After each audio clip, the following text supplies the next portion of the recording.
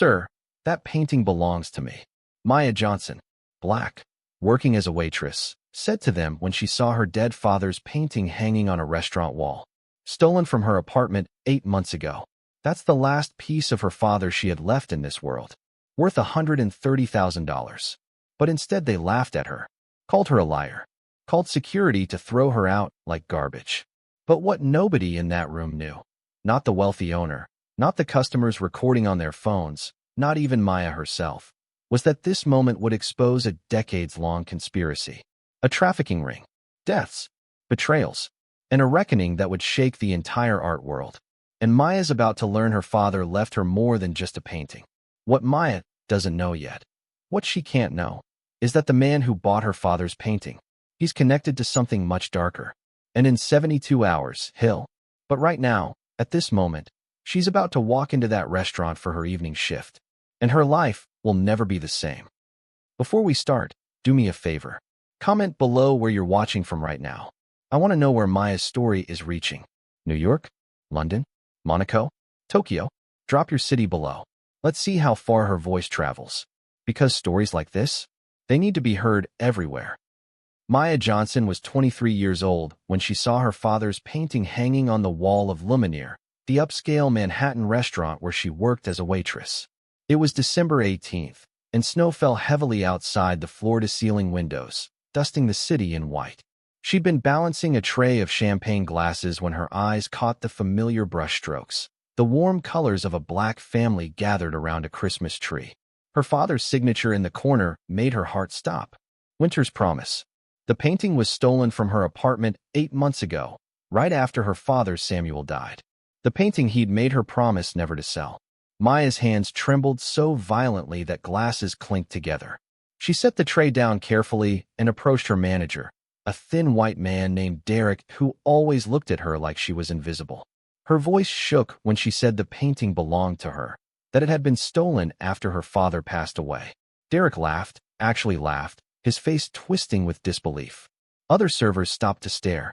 The restaurant owner, Richard Castellano, emerged from his office, gray-haired and cold-eyed. He looked at Maya like she was dirt on his expensive shoes. A waitress claiming a $130,000 painting? Castellano's voice dripped with contempt. He told her to stop lying, to get back to work before he fired her for causing a scene during the holiday rush. Maya tried to explain, tears streaming down her face, but he'd already turned away. He snapped his fingers at Derek. "Call security. Get her out of here."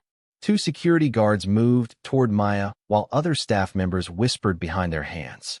Several customers had their phones out, recording her humiliation. Maya's whole body shook with rage and helplessness.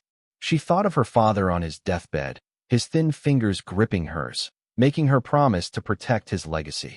And she'd failed him. She'd let them take it once, and now they were taking her dignity too. Then a voice cut through the chaos, deep and calm and commanding. A tall black man in an immaculate suit stood from his table in the corner. He asked what was happening, and something in his tone made everyone stop. Even Castellano hesitated. The man approached Maya, his dark eyes kind despite his imposing presence. He asked her to explain, and she did, words tumbling out between sobs about her father Samuel Johnson, about the painting he'd created the year she was born, about the men who'd stolen it with forged documents while she was drowning in grief. The man's jaw tightened as he listened. He turned to Castellano and asked where the painting had been purchased. Castellano's face flushed red, defensive now. A private auction, all legal, none of this girl's business. The man pulled out his phone and made a call, asking for his attorney. Maya watched in disbelief as Castellano's expression changed, recognition dawning. This wasn't just any customer. This was James Carter, the tech billionaire whose face had been on magazine covers. Castellano's voice was tight when he threatened to call the police on both of them for harassment. Carter didn't even blink. Carter told Maya to go home and gather every piece of evidence she had. Photographs, documents, anything proving the painting was hers. He'd handle Castellano tonight. Maya ran through snowing streets to her tiny Harlem apartment, her heart hammering. She pulled boxes from her closet, finding photos of herself as a child standing in front of Winter's Promise. Her father's preliminary sketches, documentation of his signature style. She grabbed everything with shaking hands. But her mind kept returning to 8 months ago, to those terrible days after the funeral. Her father had died of cancer in April, and Maya had been hollowed out with grief, barely functional. 3 days after they buried him, two white men in expensive suits knocked on her door. They claimed to represent an estate settlement company. They had official-looking documents saying Samuel owed debts, and the painting had to be seized as collateral. Maya, exhausted and confused and 22 years old, had watched them lift Winter's promise off her wall. She'd believed them because she didn't know better, because they spoke with authority, because she was alone and scared. She discovered later the documents were forgeries. The men had vanished. The painting surfaced at Christie's auction house weeks afterward, attributed to an anonymous collection. By then, Maya couldn't afford a lawyer. She'd worked double shifts just to pay rent. She'd cried herself to sleep every night staring at the empty wall where her father's love used to hang. Now, gathering the evidence, her phone rang. Unknown number. She answered, and a man's cold voice said, "Stop asking questions about that painting." Maya's blood went cold. The voice continued, low and threatening. She was making powerful people unhappy. She should walk away unless she wanted consequences. The line went dead. Maya stood in her apartment, trembling, wanting to hide under her covers and pretend none of this was happening. But then she looked at her father's photograph on the mantel, his gentle smile, his paint-stained hands. She remembered his last words to her in the hospital. "Your story matters, baby girl. Don't let them erase you." She grabbed her folder of evidence and went back to Luminaire. Carter was waiting outside with 3 other people, a lawyer, an art authentication expert, and a private investigator. They moved to a nearby cafe, and Maya spread everything across the table. The expert examined each photograph carefully, comparing them to images of the painting on her phone. After 20 minutes, she looked up and confirmed it. The documentation was authentic. The painting belonged to Maya. Carter's expression hardened. He told Maya this wasn't an isolated incident. His investigator had been researching the auction, and a pattern was emerging. Other families had reported similar thefts. Always recently deceased artists. Always vulnerable families. The investigator leaned forward, his voice grim. "The men who took Maya's painting," he said, "they work for an art trafficking ring." The investigator explained how the scheme worked. They targeted families of deceased artists, especially Black and immigrant families less likely to have resources to fight back legally. They forged debt documents, seized valuable artwork, then sold it through legitimate auction houses to clean the provenance. Maya had been chosen because she was young, alone, and grieving. An easy mark. Carter's hands curled into fists on the table. He'd seen this kind of systematic theft before, this cultural erasure disguised as business. He promised Maya he'd fund her entire legal battle. He'd expose the trafficking ring. He'd make sure her father's name was cleared and celebrated. Maya broke down crying, unable to understand why this powerful stranger would help her. Carter's expression softened. 30 years ago, he said quietly, someone did this to his grandmother. Stole a quilt she'd made, sold it to a museum. She died believing her work was worthless. Nobody had helped her. Maya reached across the table and squeezed his hand, gratitude overwhelming her. Then the investigator's phone buzzed. He looked at the screen, and his face went pale. "The painting," he said. "It just disappeared from Luminaire. Castellano is claiming it was stolen. Before we continue, can I ask you something? Are you feeling what Maya's feeling right now? That rage when the system protects the powerful and crushes the vulnerable? If this story is hitting you in the chest, hit that like button for me. And subscribe, because Maya's fight is just getting started, and you need to see how this ends. Drop a comment right now. Team Maya or nah? Let me know you're still with me. Alright, let's keep going." They raced back to the restaurant. Police cars were parked outside, lights flashing in the snowy darkness. Inside, the wall where Winter's promise had hung was empty. Castellano stood speaking with officers, his face a mask of shock and concern. He was filing a report for a $130,000 theft from his property. When Maya and Carter entered, Castellano's eyes flickered toward them. He suggested to the police that perhaps Maya had orchestrated the theft, since she'd made such a scene earlier about claiming ownership. The officers looked at Maya with immediate suspicion. A young Black woman accusing a wealthy white restaurant owner. Carter stepped forward, his voice sharp, explaining the full situation. His lawyers presented their evidence. The police reluctantly agreed to investigate both theft claims, But Maya could see they didn't believe her. She felt the world crushing down, suffocating her. She'd lost the painting twice now. Her father's legacy was disappearing like smoke. That night, alone in her apartment, Maya sat on the floor staring at her father's empty easel in the corner. She remembered him painting at 3 a.m. when he couldn't sleep, the apartment smelling of turpentine and coffee. She remembered him telling her that art was immortality, that his paintings would outlive him, would tell their family's story long after he was gone. "Don't let them erase you," he'd said in the hospital, his voice already fading. "Your existence is resistance." Maya's phone lit up with a news alert. Her heart stopped. Famous art curator found dead in his office. The curator's name was Dr. Marcus Holloway. Carter had hired him to trace the painting's auction history. Dr. Holloway had been a renowned expert in African American art history. Police were ruling his death a suicide, but there was no note, no history of depression, nothing that made sense. Carter called Maya immediately, his voice tight with fury and fear. This was bigger than theft. People were dying. The trafficking ring had connections, power, and clearly no conscience. He insisted on hiring bodyguards for Maya. She refused, pride and stubbornness keeping her from accepting more help than she already had. She kept working at Lumineer because she needed the money, even though Castellano's hostility made every shift miserable. Her co-workers treated her like a criminal. Customers requested different servers when they saw her coming. The whispers followed her everywhere. One evening, an elderly black woman at one of Maya's tables stopped her. The woman's eyes were kind and knowing. "I believe you, baby," she said softly. "Keep fighting. Don't let them win." Maya carried those words like armor. But 3 nights later, she found a package outside her apartment door. Inside was a piece of burned canvas, charred edges still smelling of smoke. In the corner, barely visible, was her father's signature. The message was clear: back down or be destroyed. Maya called Carter, her voice breaking with terror. He arrived within 20 minutes, bringing his investigator and a bodyguard. They moved her to a secure hotel immediately. Carter's team worked around the clock, pulling threads, following money trails. What they discovered made Maya's blood run cold. Richard Castellano wasn't an innocent buyer. He had direct ties to the trafficking ring. His restaurants were distribution points, places where stolen art could be displayed and sold to wealthy patrons who didn't ask uncomfortable questions. While the investigation continued, Maya and Carter spent evenings talking. She learned about his grandmother, about the quilt that had been stolen and sold, about how that loss had driven him to build his fortune partly to protect Black cultural heritage.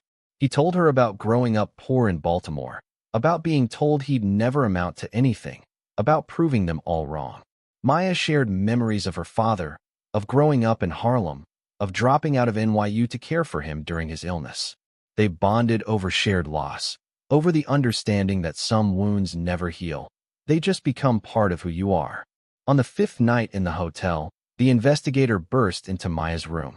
His face was flushed with urgency. He'd found the painting. It was being shipped out of the country that night from a port in New Jersey. They had less than 3 hours. Carter made calls, pulling strings with Port Authority and federal agents. They raced through snowing highways, Maya's heart pounding so hard she thought it might explode. The port was massive, containers stacked like building blocks under harsh floodlights. They searched frantically with authorities, scanning manifests, checking sealed containers. Finally, they found it.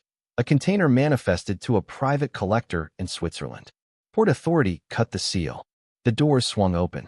Inside were dozens of stolen artworks, paintings and sculptures wrapped in protective covering. And there, in the center, was Winter's promise. Maya fell to her knees in the snow, sobbing, reaching out to touch the frame. Her father's work, his love made visible. But the authorities explained she couldn't take it yet. It was evidence now. It had to be held while they built their case. As they left the port, Maya noticed a black SUV following them onto the dark highway. Carter's driver saw it too. He accelerated, weaving through sparse traffic. The SUV matched their speed. They exited suddenly, losing the tail in Manhattan's maze of streets. Back at the hotel, a bodyguard was posted outside Maya's door. She couldn't sleep, adrenaline and fear making her shake. Carter knocked softly and came in with tea. They sat together until dawn, talking about justice and revenge and whether they were the same thing. Morning news broke with a shock. Richard Castellano found dead in his restaurant. Apparent suicide. Police discovered Castellano hanged in Lumiere's wine cellar with a typed suicide note confessing to buying stolen art unknowingly, claiming guilt had overwhelmed him. But Carter's investigator knew better immediately. This was the trafficking ring cleaning up loose ends, eliminating anyone who could testify. Castellano had known too much. Dr. Holloway had known too much. And Maya, the witness who'd started this entire investigation, was likely next on their list. Carter made a decision. He was taking Maya somewhere they couldn't reach her. They flew on his private jet to his estate in New Hampshire, a sprawling property surrounded by mountains and forests. Maya had never seen such luxury, but it felt like a prison, gilded and suffocating. She paced the rooms, feeling helpless while others fought her battle. That evening, Carter received a call. The head of the trafficking ring wanted to meet. Tonight. Alone. Okay, stop. Just stop for a second. Maya just found her father's painting in that shipping container. We all felt that, right? But Castellano's dead. Dr. Holloway's dead. And somebody's following them on a dark highway. If your heart is racing right now, do me a favor. Smash that like button. Share this with someone who needs to see what happens next. And if you haven't subscribed yet, what are you waiting for? Comment, keep fighting Maya, if you're still here with me. I need to know you're invested. Now let's see who survives this. Carter refused to meet alone. He brought his full security team and contacted FBI agents he'd worked with on previous cases. The meeting location was a penthouse suite in a 5-star Manhattan hotel. When they arrived, Maya insisted on coming. Carter tried to refuse, but she stood firm. This was her fight. Her father's legacy. She deserved to face whoever had stolen it. The ringleader was a woman named Vivian Ashford, elegant and white-haired, probably in her 60s. She wore pearls and expensive perfume and treated the meeting like a business negotiation over wine. She offered Maya $500,000 to drop all charges. The painting would be returned. Everyone could walk away. There would be no more unfortunate accidents. Her smile was cold. Carter was recording everything, FBI agents listening remotely. Vivian explained her philosophy calmly, like she was discussing the weather. Art should belong to those who appreciate it, she said, not to those who simply inherit it. The racist subtext dripped from every word. She believed poor black families didn't deserve valuable art, that it was wasted on them. Maya felt rage building in her chest, but she stayed silent. Let Vivian condemn herself with her own words. The FBI moved to arrest her. Vivian smiled, utterly unconcerned. You have nothing, she said. I'm untouchable. And she walked out, free. The FBI confirmed Vivian's assessment. She had layers of protection built over decades. Shell companies and tax havens. Offshore accounts. Paid witnesses. High-powered attorneys.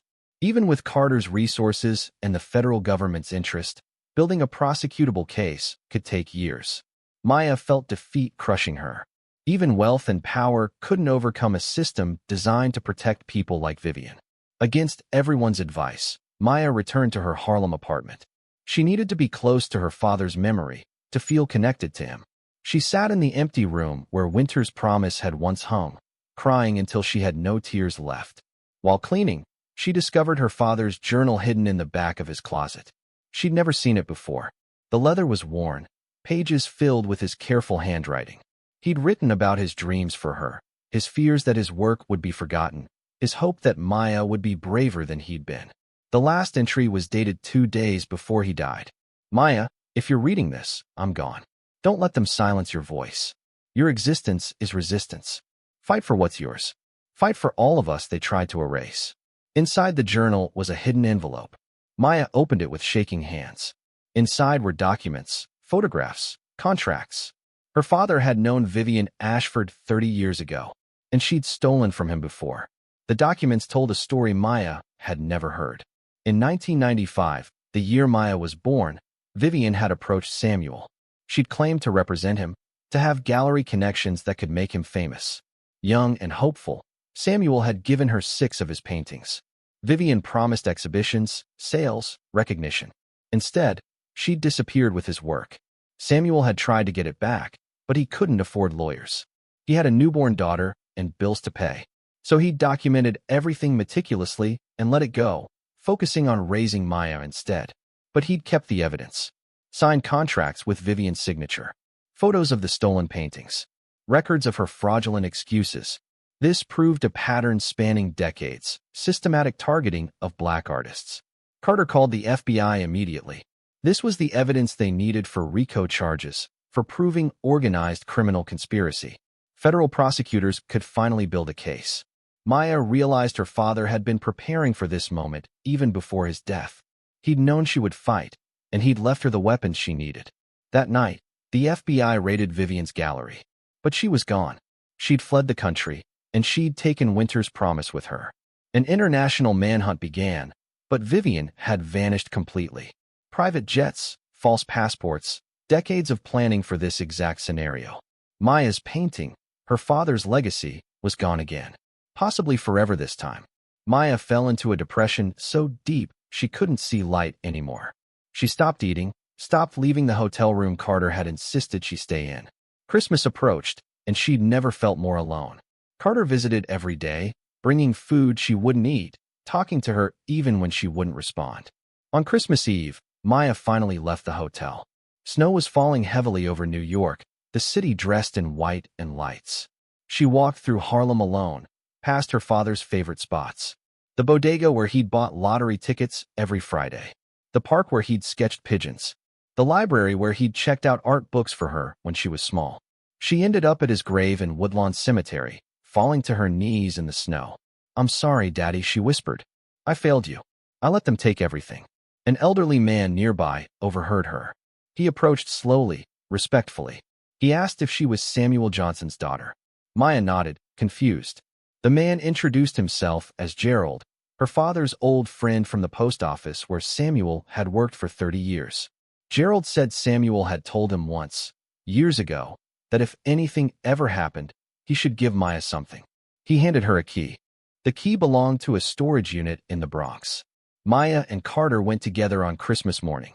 The unit was small and dusty, but inside were dozens of paintings. Her father's entire life's work, protected and preserved. Landscapes of Harlem, portraits of postal workers and street vendors. Scenes of black life rendered with love and dignity. And there, wrapped carefully in cloth, was a second version of Winter's promise, almost identical to the stolen one. A note was attached in her father's handwriting. "Maya, I painted this twice. One for you to keep, one for the world to see. I knew someone might try to take them, but they can't take us. They can't take our story. This is yours. Always. Love, Dad." Maya collapsed, sobbing so hard her body shook. Carter held her while she cried, and for the first time in months, her tears were relief instead of despair. Carter immediately arranged an exhibition of Samuel's work at a major Manhattan museum. The art world had ignored Samuel Johnson in life, but his daughter would make sure they saw him in death. The exhibition was scheduled for late January. News spread quickly. The story of Maya's fight, of the trafficking ring, of Samuel's stolen legacy. People were captivated. The opening night sold out immediately. And on that night, wearing a disguise, Vivian Ashford walked into the gallery. "Hold up. We need to talk about what just happened." Maya's father painted it twice. He knew. He protected her even from the grave. If that didn't make you tear up, check your pulse.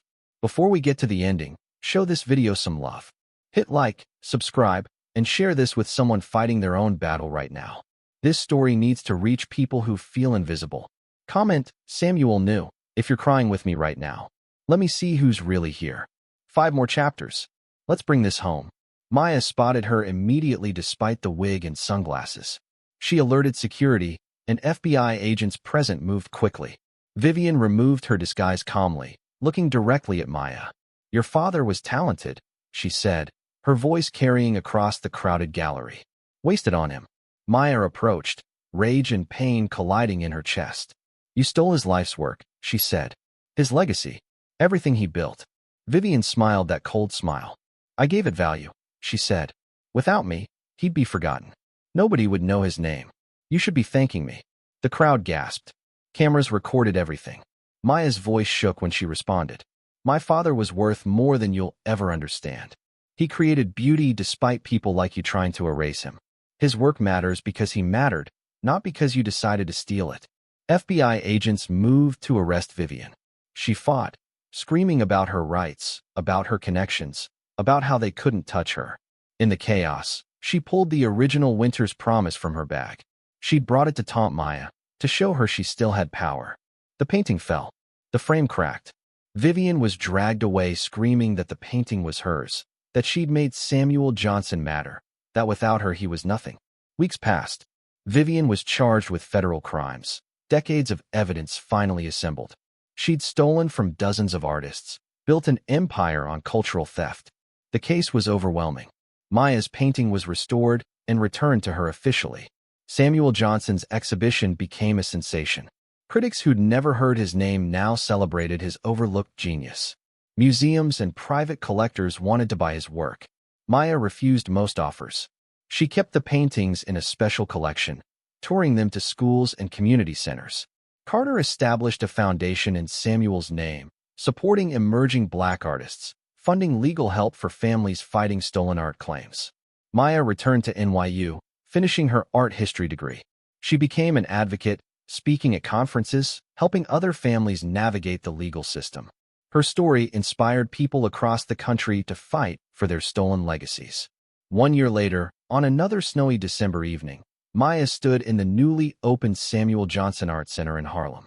The building had once been an abandoned post office, the same one where her father had worked.